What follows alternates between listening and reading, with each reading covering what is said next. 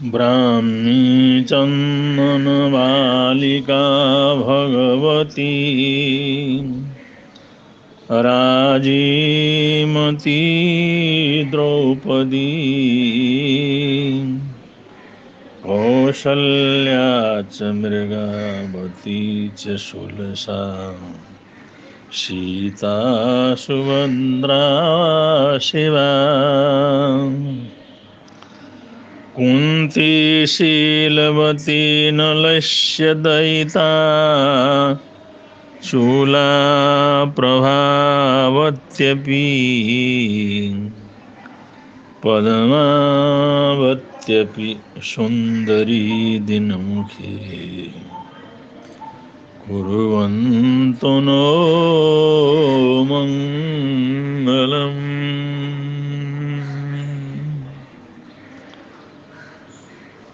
पद्मावत्यपि सुन्दरी दिनमुखे कुर्वन्तु नो मङ्गलम्।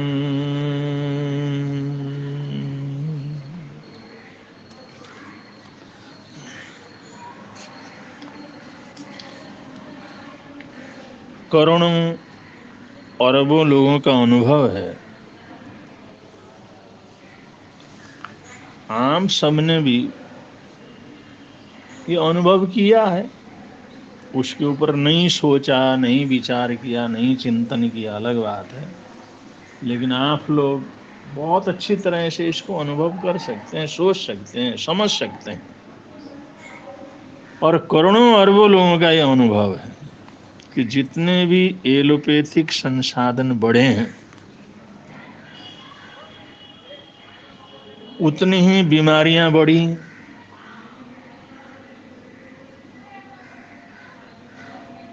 10 गुना इलाज से संबंधित संसाधन बढ़े हैं, दवाइयां बढ़ी हैं, हॉस्पिटल बढ़े हैं, डॉक्टर्स बढ़े हैं, तो उससे 1000 गुना अधिक मरीज बढ़े हैं और बीमारियां बढ़ी हैं। जितनी दवाइयां बढ़ी हैं, उतनी बीमारियां बढ़ी हैं। ये हुआ है। नई से नई बीमारियां जिंदगी में देखने को मिलती हैं।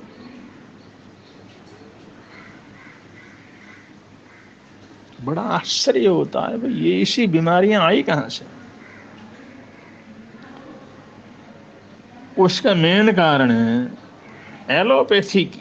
हर दवाई का कोई ना कोई साइड इफेक्ट अवश्य होता है।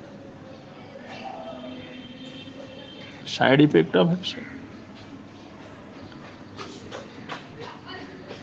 एलोपैथी दवाइयां हैं, उनमें ऐसी चीजें डालना पड़ता है कि तत्काल उनका प्रभाव दिखने के लिए ऐसे कुछ चीजों को मिलाना पड़ता है जिसका साइड इफेक्ट बहुत आवश्यक है। साइड इफेक्ट है ही है, उसको नकारा नहीं जा सकता। एक बीमारी को दबाते हैं तो और कई जगह कुछ इफेक्ट पैदा हो जाते हैं, और वो इफेक्ट आगे जाके बीमारियां पैदा हो जाती हैं। इसी कटु वास्तविकता को समझने की जरूरत है, इसको समझाने की जरूरत है।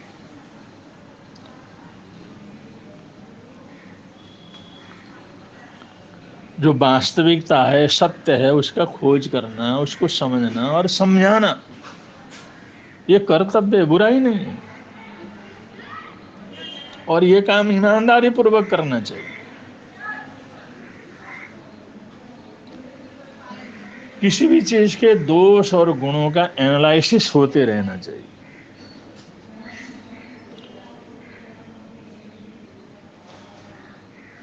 हम तो सोचते हैं जैसे हम अंग्रेजों के गुलाम रहे, वैसे हम आज पूरा देश एलोपैथिक दवाइयों का गुलाम।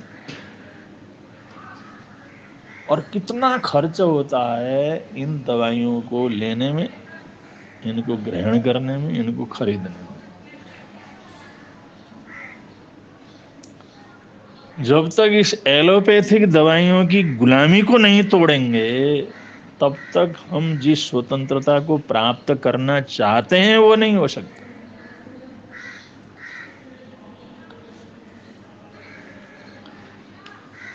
आयुर्वेद में इतनी ताकत है, आयुर्वेद में इतनी समझ है, आयुर्वेद में इतना चमत्कार है, आयुर्वेद को हम समझें, स्वीकार करें तो उसमें इतनी शक्ति है। जैसे हमने उस कुशासन को उखाड़ करके फेंका, ऐसे ही एलोपैथिक के कुप्रभाव को भी उखाड़ करके फेंका जा सकता है। ये कोई आश्चर्यजनक नहीं, फेंका जा सकता, इसको अपने जीवन से दूर किया जा सकता।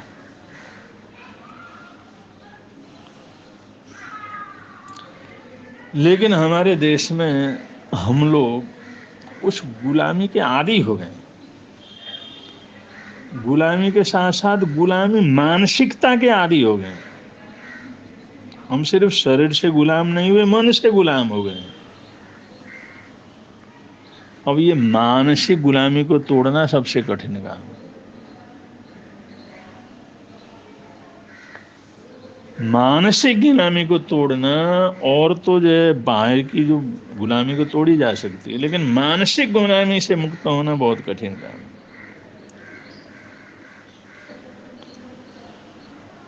यहाँ की जड़ी बूटियां सब यूरोप लेकर चले गए, वहां से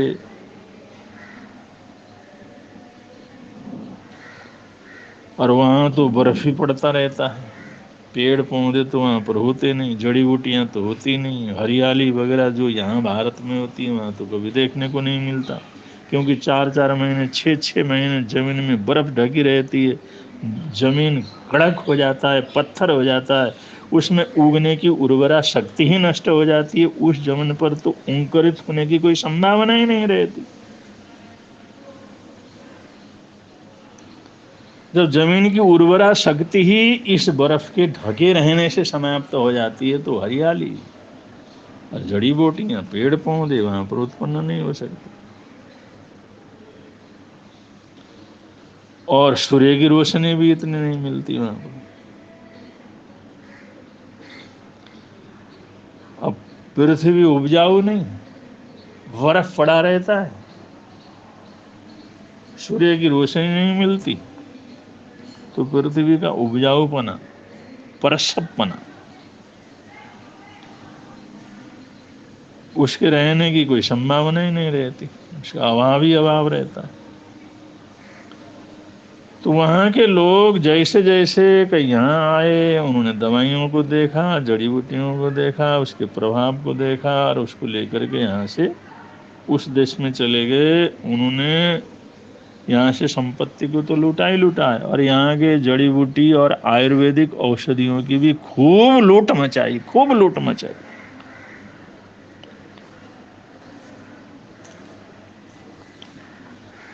और उन चीजों को ले जा करके वहां पर प्रयोग किया। और आयुर्वेद तो ऐसी है, कहीं भी ले जा करके और पूरा 100% नहीं है तो कुछ न कुछ उसका प्रभाव तो पड़ेगा ही। आखिर वनस्पति है, शुद्ध है, तो उसके चमत्कार देखे, चमत्कार दिखवाए, और उन जड़ी बूटियों को अपने अपने नाम से, अपने अपने फर्म के नाम से उनको पेटेंट करवा दिया, अपने कंपनी के नाम से पेटेंट करवा दिया। तो ऐसे हजारों उदाहरण है। हल्दी को उन्होंने पेटेंट करवा लिया, काली मिर्च को पेटेंट करवा लिया। हम काली मिर्च के विशेषज्ञ हैं, काली मिर्च हमारे से लिया जाएगा, हमारे से पूछे बगैर काली मिर्च कहीं से नहीं ले सकता। लवंग है, धनिया है, आदि आदि जितने सैकड़ों चीजें हैं, उनको ले गए और जड़ी बूटियों को ले गए, उनको पेटेंट करवाया, उसके मालिक बन गए।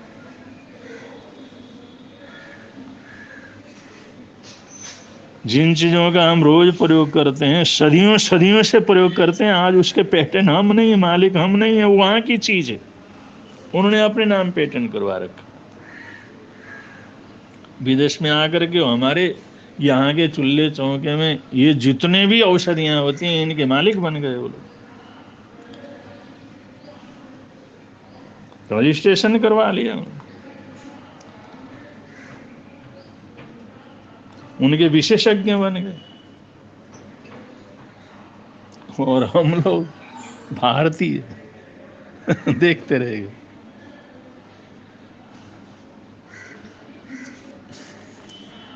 हमारे देश की संपत्ति भी गई, हमारे देश की जड़ी बूटियां भी गई, और वो भारतीय भी नहीं रही, वहां की पेटेंट हो गई, वहां की चीजें हो गई, वहां की दौलत हो गई।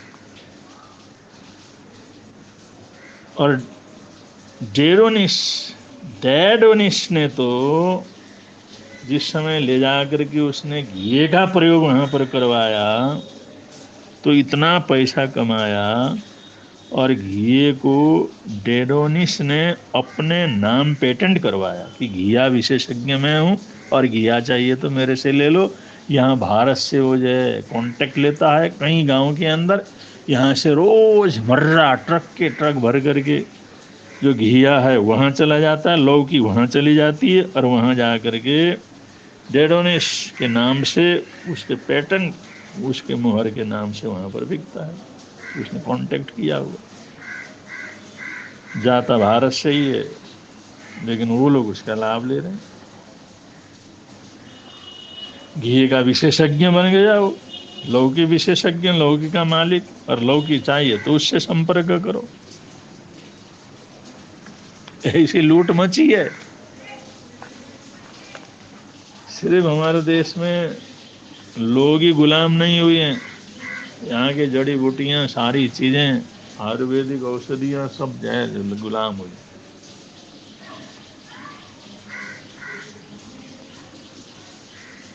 इस मामले में चीन बड़ा होशियार निकला। चीन ने पूरी तरह प्रतिबंध लगा दिया, कोई भी विदेशी हमारे जड़ी बूटियों का अध्ययन नहीं करेगा, उनको लेकर के नहीं जाएगा। हम इनका अध्ययन करेंगे तो हम ही करेंगे, बनाएंगे तो हम ही बनाएंगे, दवाई देंगे तो हम ही देंगे, कि हम ही देंगे। लेकिन किसी भी विदेशी को चीन ने अपने जंगलों में, अपने पहाड़ों में, अपने नदी किनारों में किसी को जड़ी बूटियों को ढूंढना नहीं दिया, उनको बाहर ले जाने नहीं दिया। उसने पूरी तरह प्रतिबंध लगा दिया। उसने कहा भाई जो चीज इसके खोज करेंगे तो हम करेंगे, व्यापार करेंगे तो हम करेंगे, इसकी दवाई बनाएंगे तो हम बनाएंगे, हम किसी विदेशी को इसका अधिकार और पेटेंट नहीं दे सकते। कच्चा माल हम ही रख लेंगे, हम दूसरे को कच्चा माल नहीं दे सकते। इस मामले में देश तो बेवकूफी बना रहा हमारा देश, लेकिन चीन बहुत आगे निकल गए। उससे ही उसने बहुत पैसा कमाया, महाशक्ति बनाओ। और भारतीय तो कुछ पैसे के लालच में यहाँ पर एनजीओ बनते रहे, एनजीओ को पैसा भेजते रहे, तो एनजीओ वालों ने खूब उनको लुटाया। अरे पैसा मिल गया भाई, भारतीय लालच, थोड़े से पैसे के लोभ में भारतीयों ने तो चाहे नेता हो, चाहे प्रजा हो, चाहे साधारण हो, चाहे बड़ा हो, सब ने खूब लुटा। खुद तो गुलाम हुए और हमारे देश की जड़ी बूटियों को भी गुलाम बना दिया।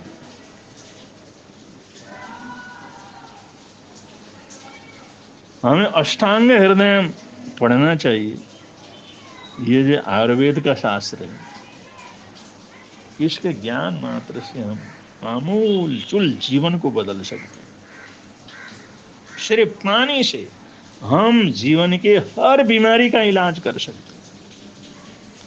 पानी और पानी पीने का तौर तरीका सीख कर अनेक बीमारियों से जो लाभ प्राप्त किया जा सकता है। जल चिकित्सा के माध्यम से हम अपने आप जो है बीमारियों से मुक्त रह सकते हैं और आने वाली बीमारियों को रोक सकते हैं। ऐसी जानकारी अगर लोगों को मिले, लोग पढ़ें और उसका अनुसरण करें, तो जल ही जीवन है, जल औषधि है, जल रत्न है, जल हमारा प्राण शक्ति है।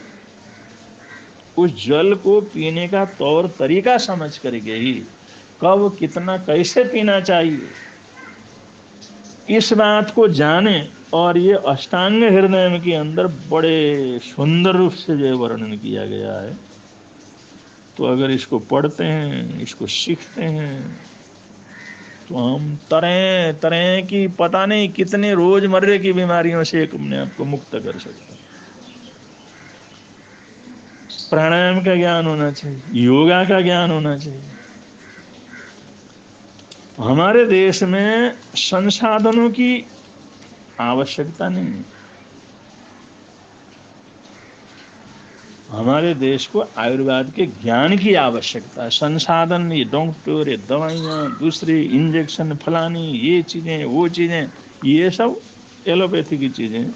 उसके लिए अरे डॉक्टर को पूछे बिना कुछ नहीं ले सकते, उसकी सलाह के बिना कुछ नहीं ले सकते, उसको दिखाए बिना कुछ नहीं ले सकते। वो जब तक नहीं कहेगा कुछ नहीं ले सकते, बीमार हो जाएगा, मर जाओगे।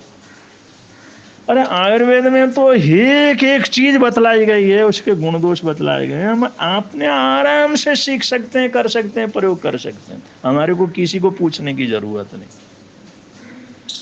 अष्टांग हृदय या आयुर्वेदिक शास्त्र अपने पास रखें, उसको पढ़ें और इन चीजों का प्रयोग करें। कहीं जाने की जरूरत नहीं। और एलोपैथिक में तो कोई भी दवा बदलना हो तो विशेषज्ञों से, उस डॉक्टर से पूछो, उनकी सलाह लो। क्योंकि अपने को तो पता तो लगता ही नहीं क्या है क्या नहीं है। अपने को तो जानकारी होती ही नहीं क्या है क्या, वो जहर है क्या, जहर ही है तभी तो कहता है पूछ के ले लो, वरना मर जाओगे, खत्म हो जाओगे। तो जहर ही तो खा रहे हैं हम लोग।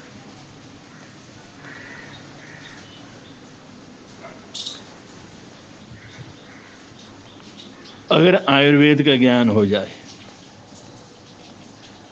ये जो सटीक आयुर्वेद के जो पुस्तकें हैं उनको अगर हम पढ़ते हैं, ये जानकारी होती है। भारतीयों को आयुर्वेद की जानकारी चाहिए। हमारे चारों तरफ औषधियां फैली पड़ी हैं। जो अनाज है वो भी औषधि रूप है, साग सब्जियां औषधि रूप हैं, पेड़ पौधे औषधि रूप हैं, पेड़ पौधे के जड़ औषधि रूप हैं, सब कुछ औषधि रूप है।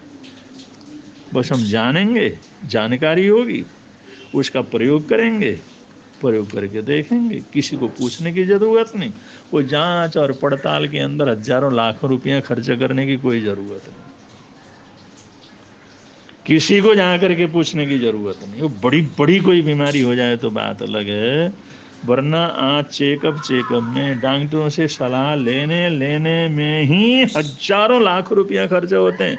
और आयुर्वेद वाले भी, हम भी सोचने लगे उससे पूछ के ही ले लो। जरूरत नहीं है, पढ़ने की जरूरत है, खुद सोचने की जरूरत है। पढ़ें, दूसरे को बतलाएं, सिखाएं, पेड़ की पहचान करें, उनके गुण दोष का पहचान कर लें, इसमें कौन सी बीमारी में ये काम आता है इसकी जानकारी लें। अरे हमारे चूल्हे चौके के अंदर जितने मसाले हैं वो भी अद्भुत हैं। एक मेडिकल स्टोर है हमारा चूल्हा चौका, वो मेडिकल स्टोर है। वहां से सब तरह की दवाइयां, सब तरह का इलाज हम कर सकते हैं। लेकिन जाने तो सही, पढ़े तो सही। मेडिकल स्टोर अपने पास है, सारी दवाइयां डब्बे में भरी हुई हैं। बस कौन सी चीज को किस बीमारी में किस तरह से कैसे लेना है, बस इतनी जानकारी प्राप्त करना, उसका प्रयोग करना, अपने घर में ही प्रयोग करना। कहीं जाने की जरूरत नहीं, किसी की सलाह की जरूरत नहीं। ये आयुर्वेद कि अपना इलाज स्वयं करो, अपने शरीर के मर्मज्ञ स्वयं बनो। अपने शरीर की बीमारी क्या है और उसका इलाज क्या है, खुद जानो और खुद उसका इलाज करो। ये प्रैक्टिस है, ये प्रयत्न है, आयुर्वेद का प्रैक्टिस है। वरना एलोपैथी के अंदर तो हजारों, जितने डॉक्टर पढ़े हुए हैं और उतने से ज्यादा डॉक्टर अनपढ़ है। जितनी दवाएं पेटेंट हैं उतनी दवाएं उनको बंदिश लगाई हुई है, वो जहरीले हैं, किसी को पता नहीं लगता। बस आयुर्वेद ने तो सबको बर्बाद ही किया है। नहीं, आयुर्वेद ने नहीं, आयुर्वेद ने तो एक जीवन दिया है। एलोपैथिक जो पद्धति है उसमें तो हर कदम मौत, हर कदम खर्च है, हर कदम अज्ञान है, हर कदम नासमझी है।